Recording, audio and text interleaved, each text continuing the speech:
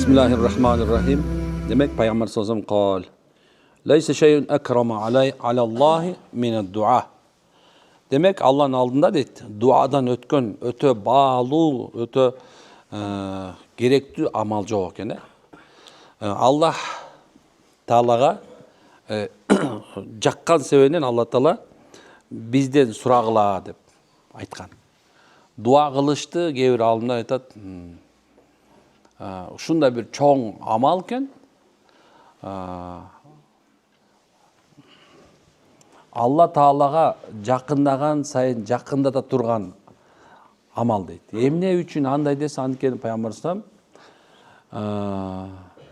ад-дуа мухкул ислам. Дуа дейт, бул ибадаттын чучугу деген дейт. Чучук дегенде билесиңер, кандай сөөк болсо анын чучугу. Эгерде сөөктө чучук жок болсо эмне болот? Ал сөөк куурап калган болот, ишке жарабайт туурабы? Ошондой эле, демек бир адам Алла менен мамиле кылганда Алладан сураганды эч качан унутпашы керек экен. Дагы бирок таргып биретинде айтайын, заиф деп айтат кээ бирлери. Качан инсан ибадат кылса, аркасынан дуа кылбаса, Алла Таала менин пендем мага беймуктаж экен деп нааразы болот дейт. Дагы бир жерде болсо Пайгамбар саллаллаху алейхи ва саллям дуа кылгыла, дуаңар кабыл болбой калбайт деген экен. Дагы бир жерде дуа момундун куралы деп айткан экен. Дагы бир жерде болсо Пайгамбар саллаллаху алейхи ва саллям о Алла өзүгөн сурагандардыкын бер деп дуа кылган экен. Кандай? Пайгамбар сен өзүңөн сурагандарды бер. Эгер пендем мени менен өзүнүн ортосуна эч бирөөнү шерик кылбастан дуа кылса, мен кабыл кылам дейт Алла хадиси куддусида. Демек, машалла, дуа кылуу бул ибадат экен.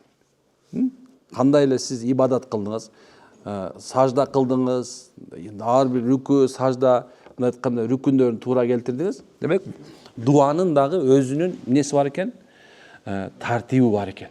Ошо тартиби менен дуа кылсак, биздин дуаларыбызды эмне экен? Алла Таала кабыл кылат экен. Анда суроо пайда болушу мүмкүн. Кандай тартип менен дуа кылыш керек десе, Хасан аль-Басри, имам Газали рахимулла, ошол дуа кылуу бабында бир нече тартипти айткан экен. Биринчиси, дуа кылуучу эң жакшысы тооба кылышы керек экен. Эмне үчүн десе, авалким сиз менен биздин ибадатыбыздын ортосунда бир арам нерсе болушу мүмкүн. Анткени пайгамбарыбыз айтат, кимдин кийиминде болсун, мынчалык бир алакандай жери арамдан болсо, анын дуасы кабыл болбойт деген. Ошол себебинен эмнекен биз көп убакытта дуа кылганда эң биринчи билбестен, дуаларыбыздын субханалла кабыл болушун кааласак, билбестен кылган күнөөлөрүбүз бар. Балким кээ бирде бир туура эмес сөз сүйлөп алдык. Биринчи тооба кылышыбыз керек. Я Алла, кечир, баардык күнөөмдү мойнума алам деп. Тооба жөнүндө көптөгөн сөздөрдү айтса болот. Эмне үчүн дегенде, анткени Алла Таалага тооба кылуучулар, шүкүр кылуучулар, анан Алладан тилеп, ыйлап, көзүнөн жаш чыгаргандар жагат экен. Демек, кимде-ким өзүнүн дуасына бушайман болуп, өзүнүн кылган амалына бушайман болуп, Алладан корксо, кабыл болобу же кабыл болбойбу деп эмес. Авалки өткөн, авалки бир билбестен, жаңылуу менен кылып алган күнөөлөрүнө бушайман болсо, ошол акыбалында улуу кудуреттүү Алла Таала о Алла деп айткан адамды Алла Таала периштелердин алдында көрдүңөрбү? Менин пендем мага тооба кылды. Силер аны күнөөкөр дегенсиңер. Күнөөкөр деп айтканда да периштелер. Менин пендем күнөө кылды, күнөөсүнө тооба кылды деп эмне кылат экен? Периштелердин алдында мактанат экен. Демек, шарт. Андан кийин экинчиси мүмкүн болсо, даараттуу же болбосо гусулду болгон дурус экен, жакшы экен. Эгерде 4-үнчү шарты болсо, ошол адам мындай бир зикир дуа кылардын алдында бир зикир кылып алса жакшы экен. 2 рекет намаз окупу, же болбосо астагфируллахты бир нече жолубу, ушундай бир дуаларды кылардын алдында зикир кылып, жүрөгүн бошотса жакшы экен. Андан кийинкиси ошол авалки кылып аткан дуаңыздар бир жанагындай дуа кабыл боло турган түндөрдө, же болсо субханалла бир дуа кабыл боло турган убакыттар бар. Мисалы алса, ооз ачуу, ооз жабуу, туурабы, барат кечеринде, меараж кечелеринде, балким кадыр кечелеринде, ушундай мисалы, мына ушундай болсо, андан бетер жакшы экен. Дуалар кабыл болот экен. Же болсо дуа кабыл боло турган жерлер бар экен.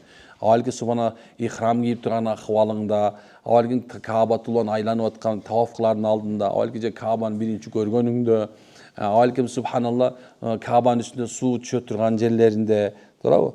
Мына ушундай жерлерде, авалки пайгамбар саллаллаху алейхи вассалам мечитинде, ошол эле мезгилде Акса мечитинде авалким турса, сөзсүз дуалар кабыл болот экен, субханалла. Демек, некен дуанын бир нече шарттарын бирөө.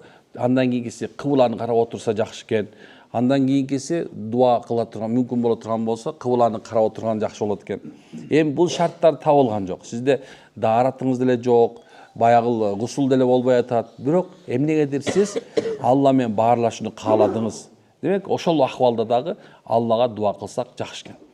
Алымдар айтат, бир арабча дуаны айткан жакшыраак экен да. Мисалы, эң жакшы дуа кайсы десе, алымдар баары жалпылай түрдө Роббана атина фид-дуnya хасана ва фил ахирати хасана ва кина азабан-нар деп эң жакшы Курандын ичиндеги дуанын эң жакшы үлгүсү ушул деп айтат. Эмне үчүн десе, анткени пайгамбарыбызга Алла Таала жалпы баардыгын камтыган дуаларды жана баардыгын камтыган амалдарды үйрөткөн. Ошонун бирөөсү баардыгын бул дүйнөнүн жакшылыгындагы, ахиретте боло турган жакшылыкта камтыган дуа бул Аллахумма Роббана атина фид-дуnya хасана ва фил ахирати хасана ва кина азабан-нар экен.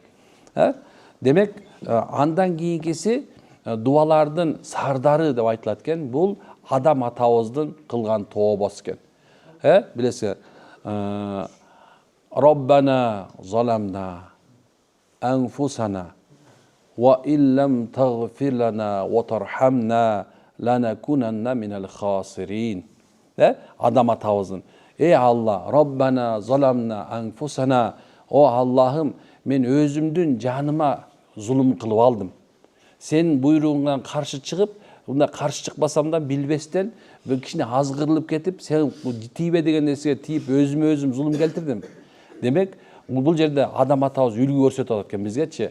Кандай үлгү көрсөтөт экен? Заламна анфусана деп. Ey Алла, мен өзүмдүн жаныма залал келтирдим. Мен өзүм кылдым ушуну. Ya Allah. Qarsan, Allah Taala'dan Rabbana zalamna anfusana wa illam taghfir lana.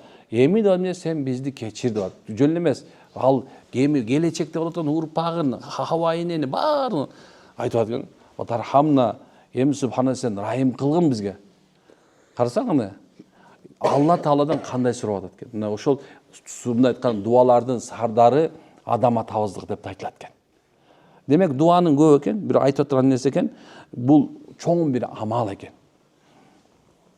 Биз болсо, эми мен дайыма айтып берем, дуа кылганыңарда эч бир кыйшайсыз, күмөнү жок дуа кылгыла. Мен пайгамбар саллаллаху алейхи вассаламдын бир дуасын билем.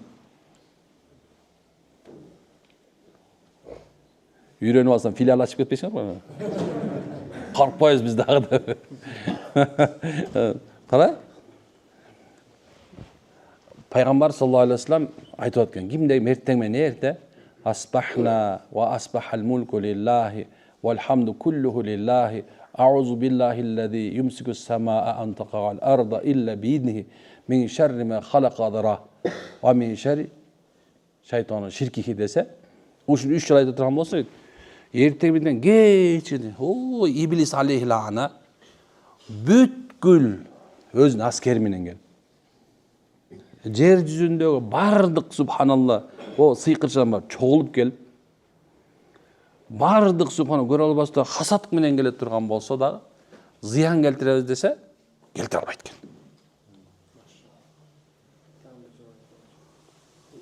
Айтпайм болду. Бул филиал ачмай болду. Эми Инстаграмды кечке өтөт азыр. Азырет качан чыгарар экенчи. Кара. Эми карагыла. Якин тууралуу сөз болуп атат. Абу Дарда радиаллаху анху пайгамбардын сахабасы. О суфилердин башы, ахли суффадагылардын башы радиаллаху анху отуруп алып бир аз зикир кылып отурат. Караса бирөөгө "Эй Абу Дарда, сенин көчөң күйүп атат" деди. Өрт. Анан отура берди. Бир мезгил баягы "Эй Абу Дарда, сенин де көчөң полду көтүрүп сенин үйүң калып калды" десе, ошондой болмок дептир да. Сурап атат экен. Кандайча ушундай болмок десе, мен эртең менен Саидул истигфарды айткам дептир. Саидул истигфар да биздегиле. Мен ушуну айткам дейт. Ошон себеби менин үйүм күйбөш керек болчу экен. Бир сахаба ушинтип кетип баратып бир күнү шарт деп кетти дагы бир жагына кыйшайып туруп жыгылып калды. Бир жагы ийимдай кыйшайып калды. Инсульт болгон окшойт деп ойлойм да. Анан кийин бая сахабадан сора, эмне кандай жыгылып кеттиң десе, жок, эртең менен бир дуаны дайым айтчу элем, ошону айтпай калгам дейт экен. Мага пайгамбар саллаллаху алейхи үйрөткөндөн бери айтып келаткан болчумун дептир. Десе баягы бизге да үйрөт десе айтат экен. Субханаллахи бихамди, субханаллахи ва бихамдихи деп 3 жолу айткыла. Субханаллахи бихамдихи, субханаллахи бихамдихи. Аллахумма инни асалука Allahümme inna es'eluke mimma indaka ve afid alayya min fadlik ve anshur alayya bir rahmetik ve anzil alayya barakatik. Kim peygamber dedi, kim ошо эртең ушул айта турган болсо, кечке чейин шал оорусунан кутулат деген. Сиз менен биз ушул мезгилде дуа кылабыз. О Алла, ушундай бир проблема бар, Алла бүтүрүп бер, ушундай 10 мүнөттө точно болобу дейт. Сахабалар болсо ошону айтты, чыгып кете берген. Эмне үчүн анда болду? Анткени ал толук ишеними бар болчу. Азыр айтам, болот. Бир сахаба бир күнү эле айтты, "Я Алланын элчиси, мен мүшкүлгө толуп кеттим ушу, жүрөгүм толуп, ушундай кыжалаттыгым, ушундай жүрөгүмдү атып кетти, калтырап титилеп, панический атака болуп атам" деди. Пайгамбар саллаллаху алейхи айтып аткан, "Сен мынтип айт" дейт. Allahumma gfiratuka awsa'u min dhunubi ve rahmataka arja indi min amali. Kutlasın dedi. Sahaba aytat ki, "O Allah senin rayımın dedi. Menin günöөлөрүмөн дагы терең, чоң. Эми мен ушу эмеге жакшылыктарга, бардык жакшылыктар мага кайтарып берди." Караса кандай нерсе. Десе, бир нече күн өтөт, пайгамбардын алдына чыгып, пайгамбар акыбалың кандай дейт. Десе, Алланын элчиси, акыбалым во дейт. Карасаң, маанай 5 акыбал во деген экен да, мындай айткандачы. Карасаң, эмне болду? Ал ушуну айтты.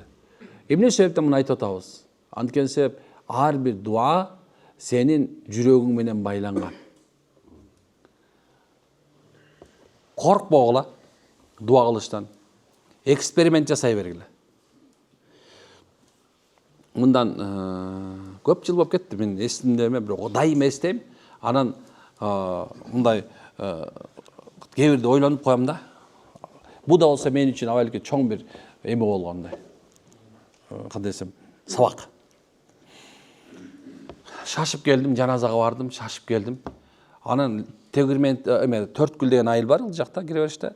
Лес коздоп коебуз. Ошол жерге даватчылар келип калган экен, мастурат жамаат. Бизге баянга чечилип калыптыр. Анан кийин жууркап келдим, анан ошон жуунду, анан жуунганга жараша коем. Эме 2 рекет намаз окуп коеюн дейсиң да. Карасам вакыт бар экен, 2 рекет намаз окуп, анан кийин дуа кылдым. Алла, мага бул жашоонун акыйкатын көрсөттү. Эмне оозуман чыгып кетти. Мен машинени салдым, иним жапжагы нип алган болчу, анысын айдап алдым. Өзү айдап туруп Алла жолунан чыгып кеткен болчу. Машинаны калтырып байке айдай бериңиз деп. Айдап тургандан кийин момундай учкан майдана жөнөдүм. Мындай кетип баратып эле субханалла поворотко жеткен дөң турбай мындай. Ошо жерден эле жана түптүз жолдон эле момундай кайрылып эле баягы кетсе болобу эмне. Монда муз жана колеядан чыгып кетет турбайбы, 4 дөңгөлөктү жүргөндөр опасныйраак экен да мен билип эптирмин. Аз деле билбейм, конечно. Анан мындай болду дагы эле баягы менен кетип барат. Тас деле бир жерде кургакка тийгенде кетти машина. Таң. Мындай тоолонгон эчтеке эмес экен. Барды сүзгөн жаман экен да.